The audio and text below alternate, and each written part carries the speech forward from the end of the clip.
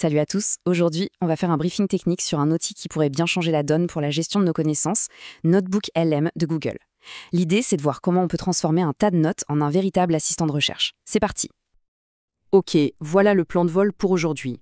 On va d'abord voir ce que c'est, ce qu'il y a sous le capot, puis on enchaîne sur les fonctionnalités clés et un point super important, la synergie avec des outils comme Obsidian. On finira par un tour d'horizon des forces et faiblesses, du coup, et de ce que le futur nous réserve. Simple et efficace.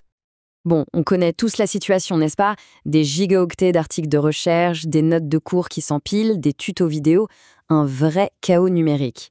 La vraie question c'est comment on fait pour synthétiser tout ça efficacement, pour connecter les points? C'est exactement le défi que NotebookLM tente de relever. Alors pour bien cadrer le sujet, il ne faut surtout pas voir NotebookLM comme une énième appli de prise de notes. Non, pensez-y plutôt comme une couche d'intelligence qui vient se greffer par-dessus notre propre connaissance. C'est un assistant personnel qui ne travaille qu'avec nos documents, nos sources à nous. Quelques infos de base pour commencer. Et c'est un point crucial. NotebookLM n'est pas une IA en soi, ce n'est pas un nouveau LLM, c'est une application, une sorte de cockpit intelligent. En coulisses, c'est la famille de modèles Gemini de Google qui fait tourner la machine. C'est donc l'interface qui nous intéresse ici. Bon, maintenant, la question qui nous intéresse. Qu'est-ce qu'il y a sous le capot? Comment ça fonctionne vraiment? Qu'est-ce qui le différencie d'un chatbot classique? Eh bien, la réponse, le concept clé, tient en 3 lettres, RAG. Le RAG, pour Retrieval Augmented Generation, c'est une architecture assez géniale. En gros, au lieu de laisser le LLM puiser ses réponses dans l'immensité d'Internet, avec tous les risques d'hallucination que ça comporte, le RAG le force à se baser uniquement sur les documents qu'on lui donne. C'est comme si on engageait un expert de génie, mais qu'on lui donnait une bibliothèque très précise et on lui disait « tu n'as le droit de répondre qu'en te basant sur ces livres-là ». Le résultat? Des réponses ancrées, sourcées et beaucoup plus fiables. Et pour qu'on se rende compte de l'échelle, on parle d'une fenêtre de contexte qui peut encaisser jusqu'à 25 millions de mots. C'est juste énorme. Ça veut dire qu'il peut garder en mémoire à court terme l'équivalent de centaines de bouquins et les analyser en même temps pour trouver des connexions et répondre à nos questions. La puissance de calcul est là. Ok, donc on a cette architecture RAG super puissante. Mais concrètement, ça débloque quoi comme fonctionnalité? On va voir que ça va bien plus loin qu'un simple chat. L'idée, c'est de transformer nos documents statiques en des outputs dynamiques et vraiment utiles. Le workflow est en fait très simple, en 3 étapes. 1. On nourrit l'outil avec nos sources, PDF, doc, liens web et même des vidéos YouTube ou de l'audio.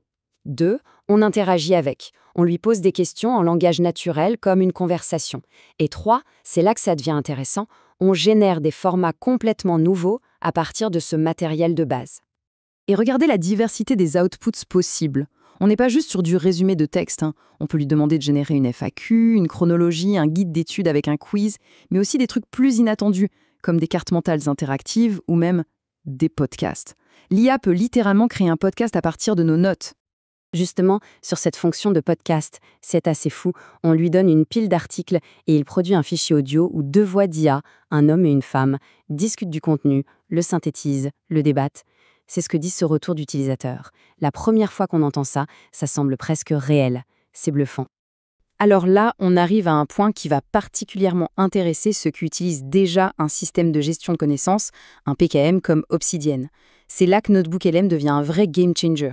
Il ne remplace pas Obsidian, il vient s'ajouter comme une couche cognitive par-dessus. La proposition de valeur, elle est là. On transforme notre Vault Obsidian, qui est par nature locale, fragmentée, en une base de connaissances vivante, interactive et conversationnelle. On garde la solidité d'Obsidian et on y ajoute la puissance de l'IA de Google. Concrètement, comment on fait le pont entre les deux? Le workflow est assez simple. Dans Obsidian, on utilise un plugin communautaire, genre Better Export PDF, pour fusionner tout un dossier de notes en un seul gros fichier PDF. Ce fichier, on l'upload dans NotebookLM comme source unique. Et voilà, d'un coup, on peut lancer une analyse sémantique profonde sur des centaines de notes qui étaient auparavant isolées. Et c'est là qu'on voit tout le saut qualitatif. Dans Obsidian, on fait une recherche par mots-clés. C'est efficace pour retrouver une info précise. Ça répond à la question « Qu'est-ce que j'ai écrit sur le sujet X ?» NotebookLM, lui, fait une requête sémantique. Il comprend le contexte, les concepts. Il répond à une question bien plus complexe. Quels sont les thèmes communs, les contradictions ou les liens entre les sujets X, Y, Z dans tout mon projet? On passe de la récupération d'infos à la génération de nouvelles perspectives. Bien sûr, aucun outil n'est parfait. Il y a des compromis à faire. Faisons donc une évaluation technique la plus objective possible des forces et des faiblesses. Le tableau résume bien le trade-off. Côté force, l'ancrage aux sources qui réduit les hallucinations, la gestion de plein de formats différents et les outputs avancés. Côté faiblesse, et c'est majeur, on est sur le cloud, donc quid de la confidentialité des données sensibles. Il n'y a pas de mode hors ligne et la synchro avec Obsidian est manuelle. Ce n'est pas un remplacement, c'est un complément. Ce qui nous amène à quelques précautions d'usage qui sont essentielles. Premièrement, la confidentialité. C'est un service cloud de Google, donc prudence avec les données sensibles ou la propriété intellectuelle. Deuxièmement, la qualité des sources est primordiale. C'est le principe du garbage in, garbage out. Si on lui donne des sources médiocres, les résultats le seront aussi. Et enfin, ne jamais faire aveuglement confiance à l'IA, même si elle a l'air sûre d'elle. Toujours utiliser les citations pour vérifier les infos critiques à la source. Un point rapide mais important, l'accès et le coût. Le modèle est freemium, et la bonne nouvelle, c'est que la version gratuite est déjà très généreuse. Pour un usage individuel, c'est largement suffisant pour se faire une idée et même pour des projets conséquents. Les versions payantes, via Google One, augmentent surtout les quotas et ajoutent des fonctions de collaboration. Mais on peut vraiment aller loin sans débourser un centime. Pour terminer, essayons de prendre un peu de hauteur. Quel est l'impact potentiel de ce type de technologie et vers où ça se dirige ? Si on observe la roadmap récente, la direction est assez claire. Il pousse sur 3 axes. Plus de visualisation, comme avec les cartes mentales interactives, plus de mobilité, avec des applis dédiées, et plus de collaboration, avec le partage de notebooks. L'outil évolue très vite. Finalement, l'impact principal, le vrai changement de paradigme, il est là. On passe d'une base de connaissances statique, un cimetière de notes, à un partenaire de recherche dynamique et conversationnel. Nos notes deviennent un interlocuteur intelligent. Et ça nous laisse avec une question assez fondamentale pour notre futur métier. Si l'IA devient experte pour synthétiser l'information existante, quel devient le rôle du chercheur, de l'ingénieur, de l'humain dans la boucle ? Peut-être que notre valeur ajoutée se déplace vers la curation des bonnes sources, la pose des questions les plus pertinentes et l'exploration critique des réponses de la machine.